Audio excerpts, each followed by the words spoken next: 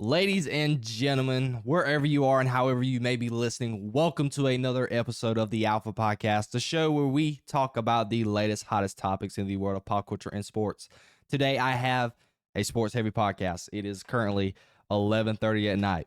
The first game of the NBA Finals has just commenced and has concluded, and it was a good one. It was a snooze fest at first, but it ended up being a good one. But before we deep dive into all of that, thank you guys for joining me for another episode of the show. If you will help me by doing this, please hit the subscribe button to my YouTube channel and follow me on Apple Podcasts and Spotify. And hit that notification bell to get notified when all of my videos go live. And without further ado, ladies and gentlemen, let's get to the show. A very boring game, I can say, to begin with tonight. It was a game and a matchup that I really wasn't rooting for in no facet, way, form, or fashion with the Indiana Pacers and the Oklahoma City Thunder. Because in the Thunder series, I was rooting for the Minnesota Timberwolves, and in the Pacers series, I was rooting for the Knicks. So obviously, these are two teams that I did not want to see in the NBA Finals.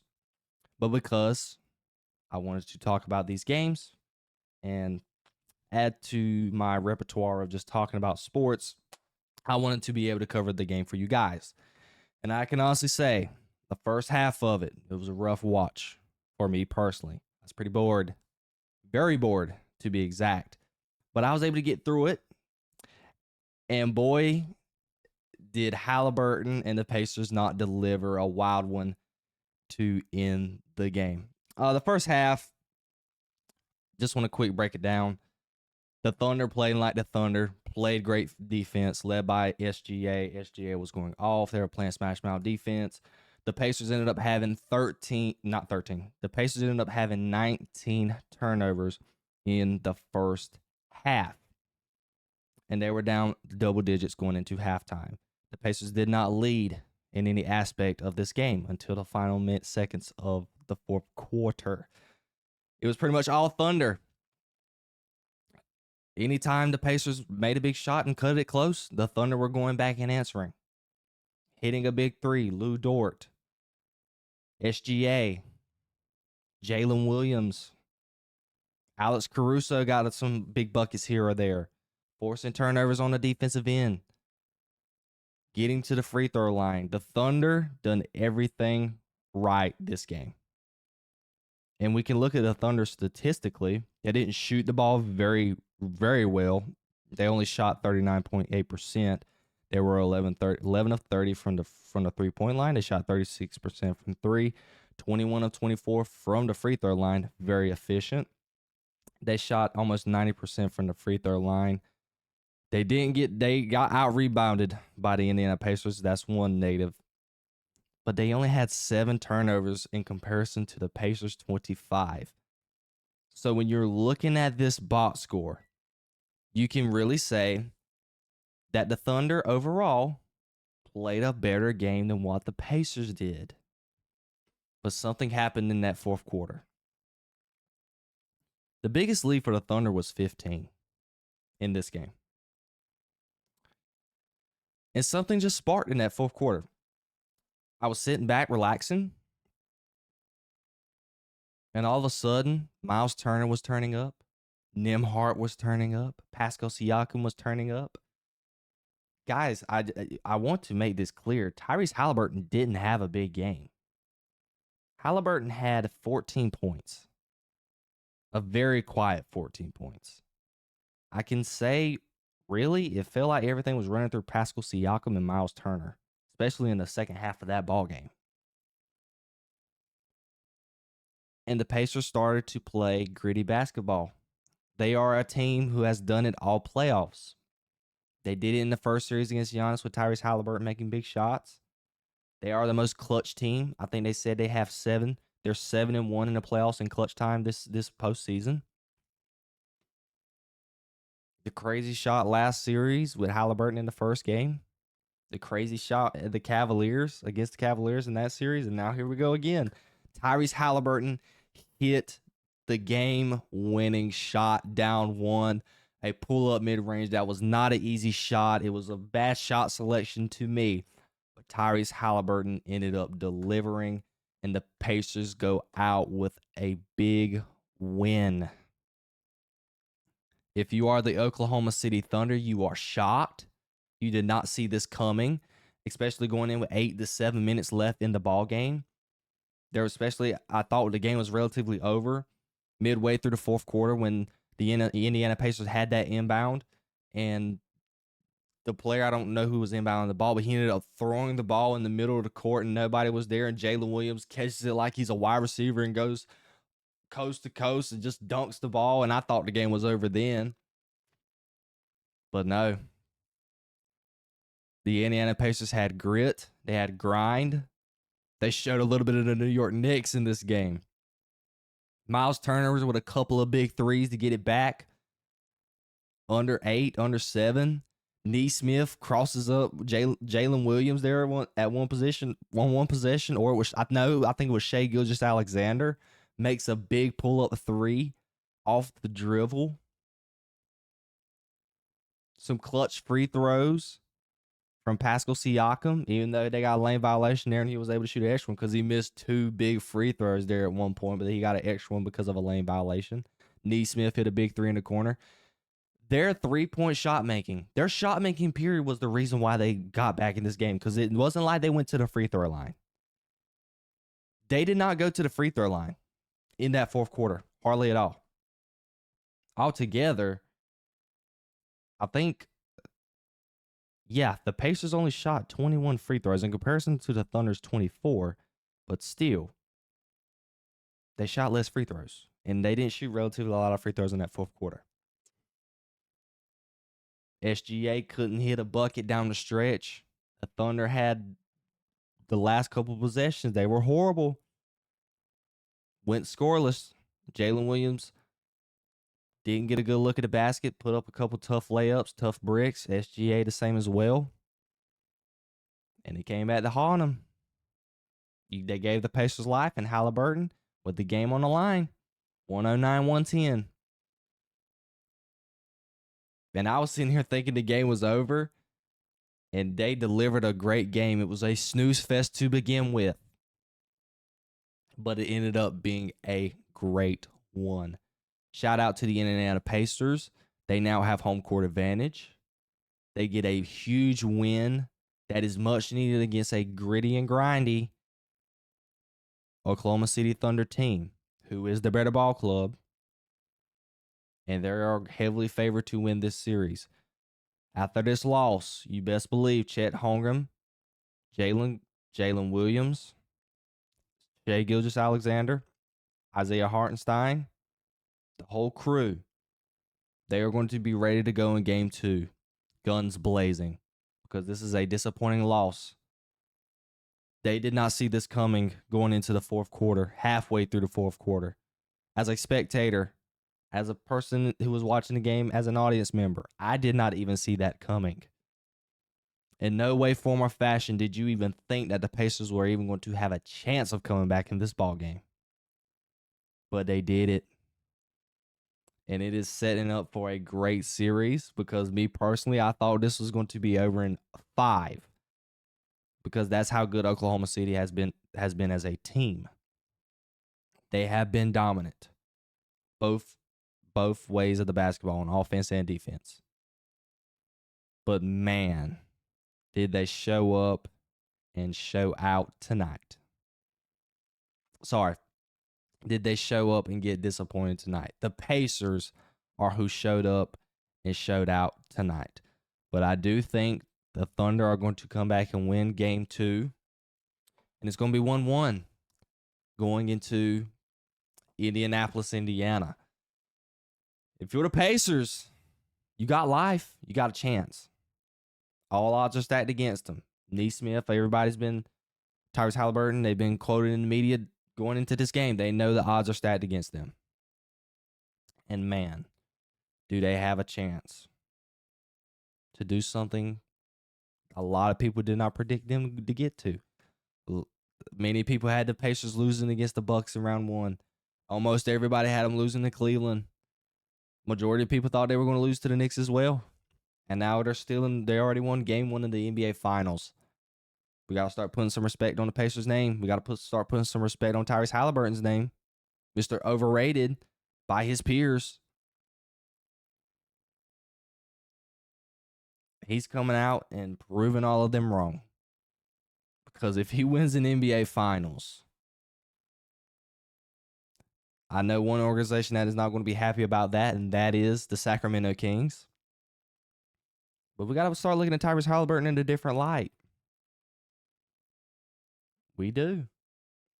But I really do think SGA and the guys are going to come back and fight, and they are going to be ready to play and are going to be ready to go in Game 2. Shout out to the Indiana Pacers on stealing Game 1, and I'm looking forward to the rest of the series. Let me know what you guys think down below in the comments. Do you think the Pacers have what it takes to be able to win this series, or do you still think the Thunder are going to end up taking it over? I want to know and hear everything down in the comments below.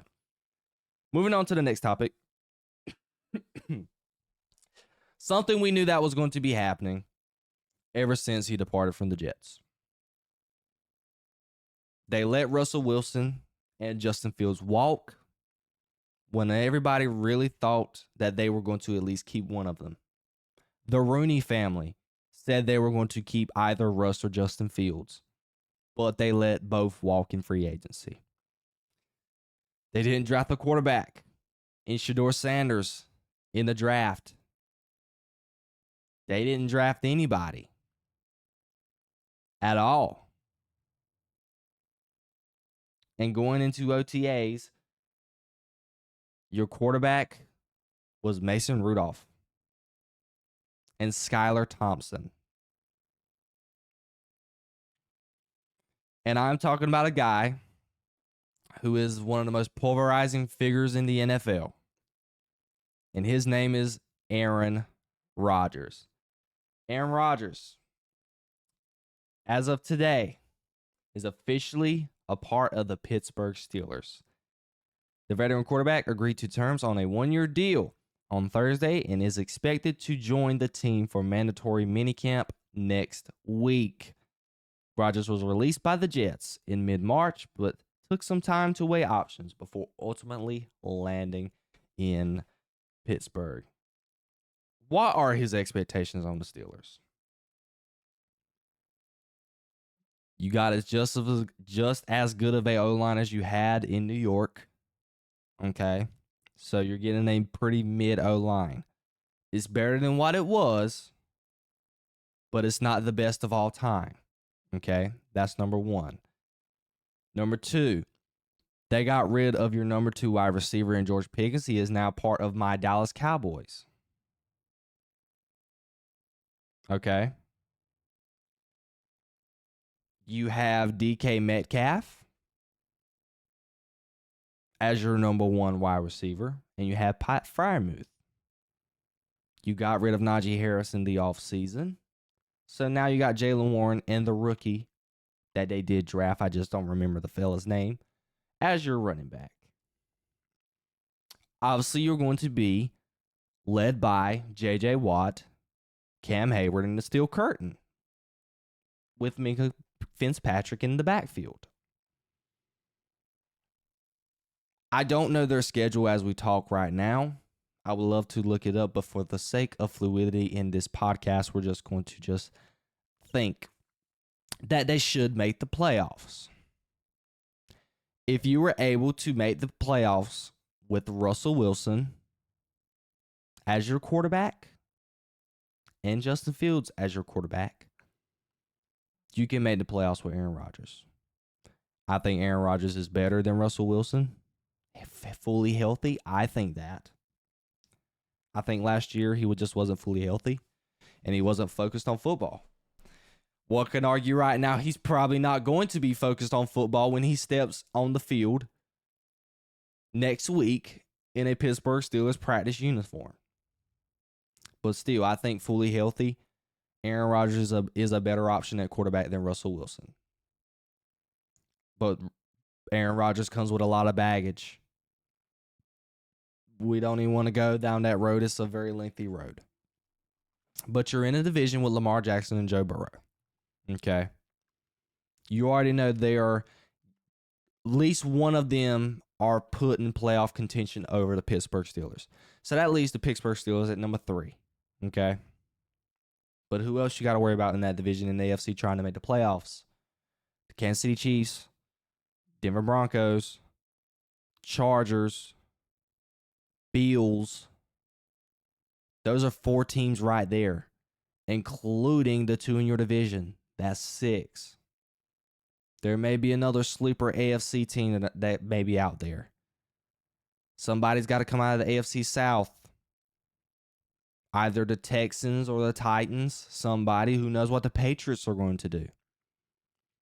So the Pittsburgh Steelers has an uphill climb. If I am a Pittsburgh Steelers fan, I'm not truly happy about this. Because the Steelers are continuing to do something that is idiotic. They have not prioritized drafting a quarterback of the future. They haven't. They have not found the replacement since Ben Roethlisberger retired. Guys, Roethlisberger's been retired for 7-8 years now.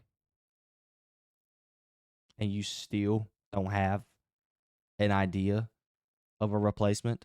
Kenny Pickett didn't work. That's really the only guy that you've drafted that hasn't worked. He's the only one you've drafted and even tried. You've just been running the experiment with whoever. You've had Russell Wilson back there. You've had Justin Fields. You've had Kenny Pickett. And a lot of guys that I don't even remember. Mason Rudolph. You've tried so many different guys out there.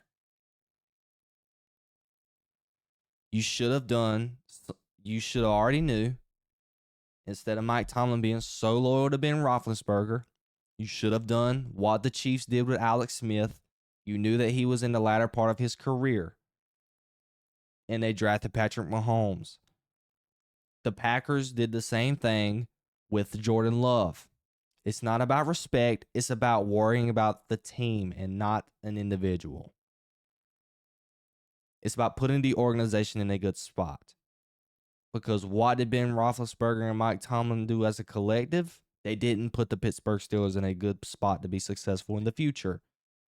Because you can argue the Steelers has had one of the best defenses since Ben Roethlisberger has retired, and they have nothing to show for it because they have been anemic, horrible, unwatchable, pathetic, any type of horrible adjective you can put in there. That has been them on the offensive side of the football because they have been inept at the quarterback position. But this was the move all along. What else were you going to do? Did you really think you were going to entrust in Mason Rudolph and Skylar Thompson going into next season? Absolutely not. We knew this was the move all along. I know a lot of people's been killing Aaron Rodgers because it has been reported that he's been known for a while now that this was where he was going to go. And he's just now signing. But he's there. He's Aaron Rodgers. He's a future Hall of Famer, given the benefit of the doubt. He's had one season under his belt post-Achilles. He's 41 years old. He's not going to be movable. I think Aaron Rodgers and people around sports media are thinking that Aaron Rodgers was going to be the next Tom Brady. But guess what? Aaron Rodgers has not played as well as Tom Brady at that age. He has not moved as well as Tom Brady at that age to a certain degree. They are pretty even there. But they definitely don't have the dedication at that age. Because Tom Brady was focused on football and winning a Super Bowl. Aaron Rodgers is not worried about winning a Super Bowl. Everything about Aaron Rodgers in the media has been outside of winning a Super Bowl or about football. When it comes to the darkness retreat a year ago, all the stuff going on with COVID and fire, it's just everything outside of winning football games. And he lacks the leadership. You are always seeing something in the media about Aaron Rodgers being a pulverizing character in the locker room and in the media. Maybe he's misunderstood, but I don't know that. I'm only speaking from what I've seen. But this was the move all along for the Steelers. Again, if I'm a Steelers fan, I'm not happy because you're leading into another season of mediocrity. When is Mike Tomlin ever going to prioritize? Maybe it's more important to actually win and be in the playoffs instead of worrying about being one game over 500 or being over 500. Because there is one stat. I think the Pittsburgh Steelers has not won a playoff game in 10 years. It's been a very long time. I've heard it on numerous occasions. I don't know if that's the fact. I just know they haven't won a playoff game in 7, 8+ years. Because that year where they were like 12-4 with Big Ben, they got upset in the first round against Bake Show. I remember that. It's been a very long time since the Pittsburgh Steelers has won a playoff game. And if you would have drafted Shedeur Sanders or any quarterback, Jalen Milroe or anybody, alongside Aaron Rodgers, you would have probably had a chance. Mentorship. Aaron Rodgers did it for Jordan Love, but no. I guess maybe the Rooney family's just saying, I'm going to wait it out next year until they get a better, because it is going to be a better quarterback draft. But I don't know. I mean, Aaron Rodgers is going on a team. He's going to be the day one starter. And again, this was going to be the move all along. The reports has always been that the Steelers are pretty much just waiting. And they are very valid given to how long it has took for Rodgers to get signed. A lot of people thought Rodgers was going to get signed before the draft. Never happened. And now we are a whole month and a couple of weeks post-draft, and he's just now getting signed. So the reports of them waiting on Aaron Rodgers is very, very true. But that's really as much as I want to say. I don't have the Steelers winning a playoff game this year, and adding Aaron Rodgers to the roster is not going to make a difference. It doesn't add substance to the team. It doesn't juice up something for fans to be excited about. Pittsburgh, the Steel Curtain, the Steel City, all the football fans out there, they just know it's going to be another season of mediocrity. And the journey still goes on to finding their future, because it seems that they are still trying to find it. Let me know what you guys think down below in the comments. Do you think Aaron Rodgers is going to eventually win them their first playoff game in a decade? Do you think Aaron Rodgers is actually going to play a full season? Do you think he's going to be an average quarterback? I want to know all of your thoughts down below. And this is a relatively short podcast, and we're going to get to the final topic of tonight. Adam Silver went on FS1 yesterday or the day before on Breakfast Club or Breakfast Ball, whatever the show is, with I don't even know their names, Mark Schlereth and the guys. Great show, by the way. Shout out to those guys. They do a great job. They had Adam Silver on there, and he pretty much announced that the upcoming All-Star game is going to be Team USA versus Team International. This has been the talk for years now of an ultimatum to fix the NBA All-Star game. And it seems like Adam Silver has forced his hand, and he is going to try this out. Because if this does not work, we may be seeing the end of the All-Star game. I don't want that to happen. I hope this does well for Adam Silver, because I think it can. Do you guys want to know why?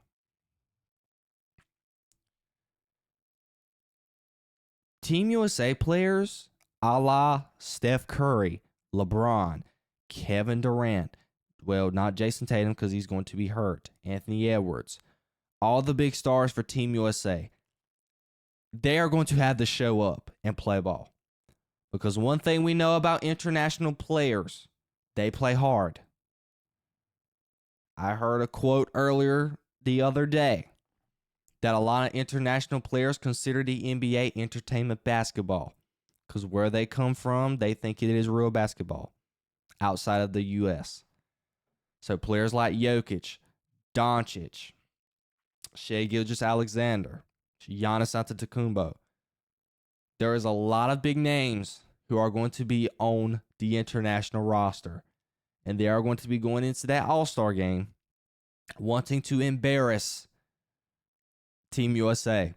We got a glimpse of this in the Rising Stars game portion of the NBA All-Star game just this past year when they had the OGs with Kevin Durant, Steph Curry, and all them. And then you had those young stud Rising Stars because they showed up to play. And it forced Steph Curry and KD and the boys to actually, and Damian Lillard are like, oh gosh, I actually got to play some basketball. I got to actually play hard. I'm interested to see how this goes because if this does not work, holy moly, they're going to run out of ideas. There's nothing left you can do. You went from, you done the team captain thing where you had the team captain, it was LeBron every single year, or you had somebody like Steph Curry or Kevin Durant. You pick a roster, and then they play against each other. That didn't work. You then resulted to the Kobe thing where they had to score a certain amount of points every quarter, if I'm not mistaken. That didn't work either. And this year you split them up into teams, hoping that would spark a plug. That didn't work either. So now you're ultimately at your last straw. Because a lot of people in the media industry have suggested this. Because they feel that you got to figure out a way to where these players are going to have a chance to be embarrassed on live television. Granted, the ratings for the NBA All-Star have not been the best. But still, can you see media headlines right now? If the international team goes out and obliterates Team USA, it is going to shame them. Why do you think there's so much pressure on Team USA every time they're in the Olympics? Because they are the standard. USA basketball is the standard. Our Olympic teams every year, female and male, the expectation is gold or nothing. Because we have the most talented players. But the international players has accused the NBA players of lacking one important aspect of basketball: heart. And then added on another aspect of that, they lack the grit. They lack the grind. You got international kids. They're in the gym, outside, playing hoops outside, having a wooden backboard, having a milk carton for a net, barely having a viable basketball to play hoops in. And then you come over to USA. USA kids have everything. They have all the resources to their disposal. They're out here playing AAU basketball, not playing defense, worried about mixtapes, worried about the highlights. When all international kids do, they only care about playing ball. Because that's how they made it out. That's how Giannis made it out. He played basketball to get his mama and his family out of the condition that they were in Greece. That's what it is for them. It means that much to them. So that brings into the situation, having an international versus USA All-Star team game puts into perspective and puts into the equation of the chance of United States basketball getting exposed on live television. Because I promise you right now, if USA goes out there and plays in that All-Star game like they have in the past, they are going to get mollywopped. Because there are no slouches that's going to be on that international roster. Three of the MVPs of the last 7 seasons is on that starting lineup. Giannis, SGA, and Nikola Jokic. Not introducing Luka Doncic and a plethora of other stars who are going to be a part of that roster. Şengün, the list goes on and on. So if you're Team USA basketball, you're going to have to show up to play because you're going to get embarrassed.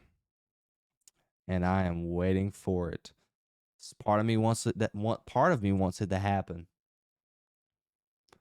just so that the NBA players can know how much, not know how much, just know that that is how the way the international players are going to play. That is how basketball is meant to be played. I don't want to hear about injury risk when it comes to an All-Star game. They work harder, and Stephen A said this quote, and I'm going to give him kudos to getting this quote, but it's 100% true.